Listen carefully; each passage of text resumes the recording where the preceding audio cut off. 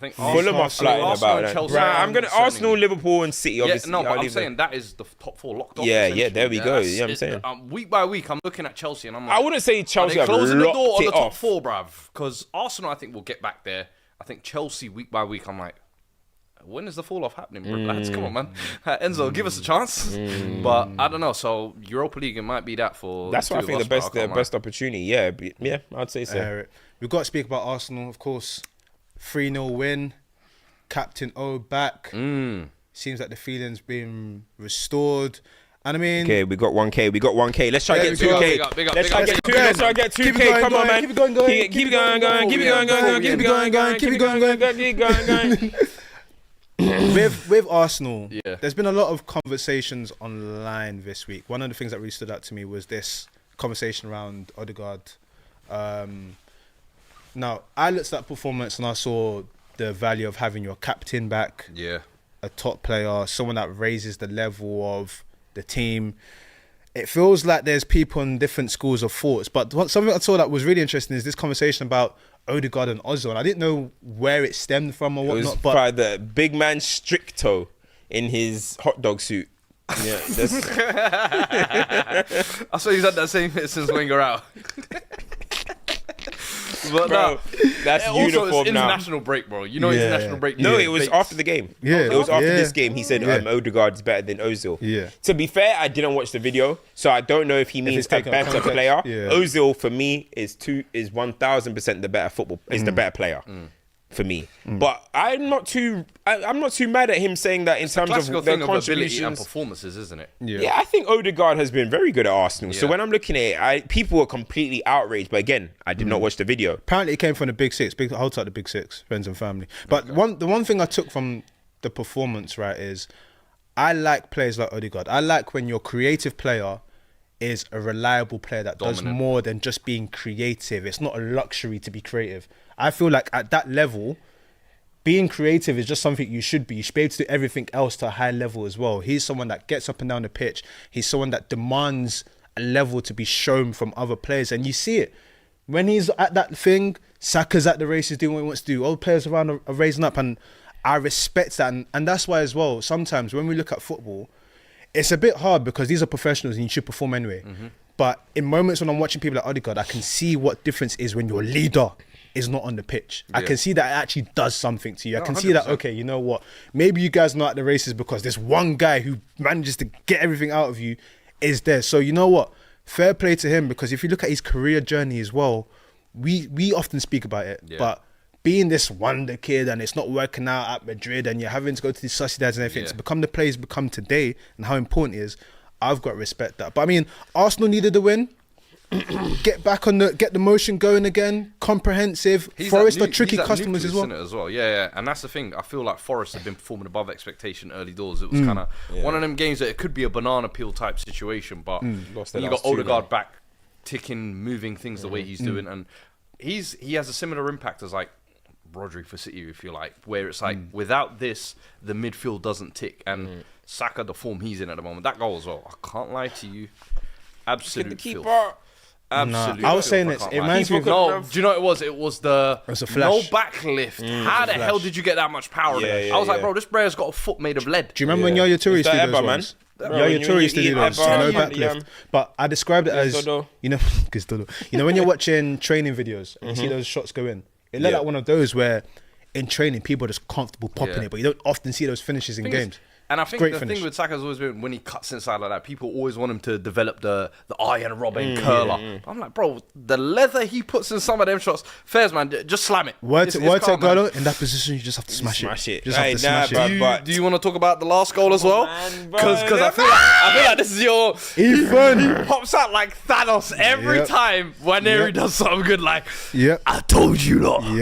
Y'all didn't want to believe me. Reiterate, better than 99% of the team, bro. When I said it, people were trying to say, "Oh, calm down, yeah, man." You got, bro. Somebody was telling me Saliba's better than him technically. I couldn't believe what I was hearing, bro.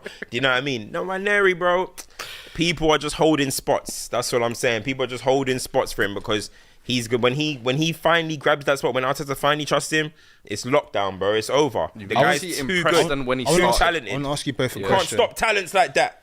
I agree with you, and I think ultimately this has been a player that's been ready to perform at this level. We've seen the Carabao Cup performances, scoring in consecutive games. Yeah. What I wanted to ask you guys is, do you see because the question has been, why has Arteta not utilised him more? Do you see a similar situation to, not to compare the two in any way, shape or form, but how we spoke about Pep Foden, how you're sort of easy. Do you think it's that, or do you think it's just the reluctance not to use it? I think it probably is that. He looks ready. Yeah, I probably would say it might be that. You know what I mean? Everyone's talking about how much Saka got used and stuff. So maybe he's doing that. But again, do you know what it is? At the same time, sorry, bro. At the same time, it was a pressure moment of Arsenal season. So I think there's two sides. I think there is that, but there is that reluctance to put him in there. He might drown. I don't think he would, by the way. He's going to say he does, and all of a sudden confidence is gone, and everyone's saying, why did you pay this guy? So you're paying your experienced signing, Moreno. You're trying to make it work. But what I'm saying is there even might be a time later in this season where it's going to be hard to not play him, bro. Some people, you got to kick the door down. Yeah, I think the situation was different. When Saka and them lot were playing, bro, they had look at the squad. They had to. They needed some type of freshness, something to kind of break the mold, if you like. Now they're actually a good competitive team. And I think, as you said, with Marino coming in, it's almost like you hadn't seen him at all for 2 months. He actually probably wants to get something out of him before he kind of puts all this pressure on this young... It's still 16? 17. 17? Yeah. Bro, Yeah. There's no point. And it's even made worse for him, I guess, when you see Yamal do what he's doing, Mikey Moore the other week breaking through, doing what... I'd say all these... Hey, cut the camera! Hey, listen! Today is Tottenham Day! I will not take any slander! No, do you know what? I rock with Mikey Moore. Yeah, so it's the way he slipped. Yeah, it's the way he said Jamal, then Mikey Moore. He could have gone to anywhere else, but that's that is insane. But what I want to big up about Ethan as well, I think he's like the 8th or 9th youngest player to score in the Premier League. He's only the second 17-year-old. The youngest player to play in the Premier League. He made his debut at 15. Remember, he broke the record. He broke the record, but he's in terms of scoring a goal, he's like 8th or 9th, and he's the second 17-year-old to score since, you know who? Don't tell me. Go on. Oh, you just about to say it? What, Saka? No. Oh, you said Fabregas. What? Fabregas. For Arsenal? For Arsenal, yeah. Oh, okay. Yeah. Bad. He's a bad boy, bro. He's following in good steps, man. But do you know what? This is a good way for him to get. But you know what? If Arsenal are winning, it's good. Come off the bench. Oh, yo, let me eat. Boom. That's what I thought Endrick would be doing for Madrid. He did it for a little sec, but then I think when he started shooting from 30 yards every second, they said, relax. All right, brother. It's time to sit on the bench. We'll send you to Southampton. If Arsenal are winning, it's going to look great. You know, no one's going to be demanding him to play, blah, blah, blah. He can come on, make some impact, score his goal. All of a sudden, end of the season, he has 10 goals in his first season. You're like, wow. Yeah, I mean, Mason Greenwood was kind of like that in his first season with us. Bagging off the bench, boom. Yeah, but then... So, yeah, bruv, it's just crazy, bro. It's crazy.